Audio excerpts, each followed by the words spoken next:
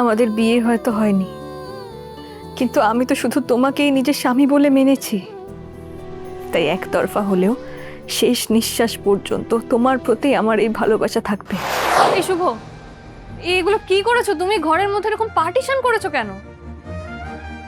কারণ রোজ রাতে আমি যেই ঘর থেকে বেরিয়ে যাই সেটা বাবা লক্ষ্য করেছে, আর বলেছে এখন থেকে আমাকে এই ঘরেই থাকতে হবে আপনার সঙ্গে। যেহেতু আমি বাবার কথা অমান্য করতে পারবো না, তাই আপনার সঙ্গে এই ঘরে থাকার জন্য একটা পার্টিশনের ব্যবস্থা করেছি, যাতে কারোর কোনো অস্বস্তি না হয়। সেটা তুমি ভালোই করেছো। দেখো, আমাদের বিয়েটা মিথ্যে হলেও সবার সামনে তো আমরা স্বামী স্ত্রী না। আমাদের বিয়ের মিথ্যেটা তো শুধু আমরা জানি। এবার যদি তুমি রোজ বাইরে গিয়ে ঘুমোতে থাকো, তাহলে শুধু কাকু কেন, তোমার মা, দিদি, বৃষ্টি, রোহিত বাবু আর স্পেশালি ওনার মা অনেক কথা বলবে, অনেক প্রশ্ন করবে। সেই জন্যই হয়তো কাকু তোমাকে আমার সঙ্গেই থাকতে বলেছে। বাবার কথায় আমি থাকছি ঠিকই, কিন্তু তাই বলে আমি আপনাকে নিজের স্ত্রী বলে মেনে নিইনি, আর এই মিথ্যেটাকে সত্যি বলে কোনোদিন মেনেও নেব না।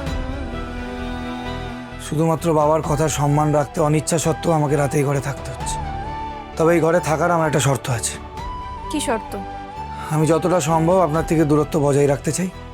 তাই আপনার কোনো ব্যক্তিগত ব্যাপারে আমি নাক গলাবো না, আর আমি চাইবো না যে আমার কোনো ব্যক্তিগত ব্যাপারে আপনি হস্তক্ষেপ করুন। তাই আজ থেকে ঘরের এদিকটা আপনার, ওদিকটা আমার। আপনি আমার দিকে আসবেন না, আর আমার কোনো জিনিসেও হাত দেবেন না। কিন্তু সেটা তো সম্ভব নয়। কি বললেন আপনি? বললাম যে তুমি আমায় যে কথাটা বললে সেটা আমি মানতে পারবো না। মানেটা কি? মানতে পারবেন না কেন?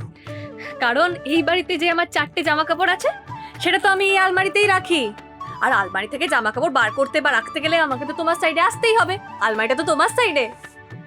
আপনি নিজের জামা কাপড় আমার আলমারিতে রেখেছেন? হ্যাঁ, নয়তো কোথায় রাখবো? বাইরে ফেলে রাখলে তো নোংরা হয়ে যাবে, ধুলো পড়বে। আচ্ছা ঠিক আছে, আপনি শুধু জামা কাপড় রাখার বা আনার সময় এদিকে আসতে পারেন, তাছাড়া আমার কোনো কিছুতে হাত দেবেন না, মনে থাকবে। আমি জানি তুমি শুধু এই ঘরে নয়, আমাদের দুজনের জীবনেও একটা অদৃশ্য লাইন টেনে দিয়েছো, যেটা পেরিয়ে তুমি আর এদিকে আসবে না। হয়তো আর কখনো আগের মতো আমার বন্ধুও হবে না। আমার খুব ঘুম পেয়েছে, আমি ঘুমোতে যাচ্ছি, আপনিও ঘুমিয়ে পড়ুন। হ্যাঁ, আমারও ঘুমাতে হবে, আমাকে ঘুম পেয়েছে। কালকে সকালে আমার অনেক কাজ। আমি তো এই বাড়ির বউ নাকি? সবকিছু ঠিক মতো না করতে পারলে কেউ আমাকে ভালো বউ বলবে নাকি? Good night. আমায় ক্ষমা করে দিও শুভ, আমার ভুলের প্রায়শ্চিত্ত না করা অবধি আমার এখানে থাকতে হচ্ছে। তোমার এত অস্বস্তি হওয়া সত্ত্বেও তোমার সঙ্গে এক রুম শেয়ার করতে হচ্ছে, কিন্তু একবার আমার কর্তব্য পালন করা শেষ হলেই আমি চলে যাব।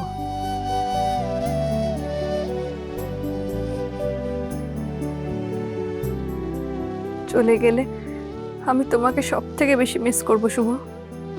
ছোটবেলা থেকে তো আমি তোমার সাথেই বড় হয়েছি, তোমার সাথে কত হেসেছি, কত মজা করেছি, কত কথা বলেছি, গল্প করেছি, মনের সব কথা তোমার সঙ্গেই শেয়ার করেছি।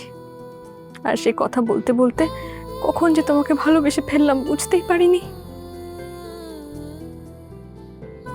আমাদের বিয়ে হয়তো হয়নি, কিন্তু আমি তো শুধু তোমাকেই নিজের স্বামী বলে মেনেছি।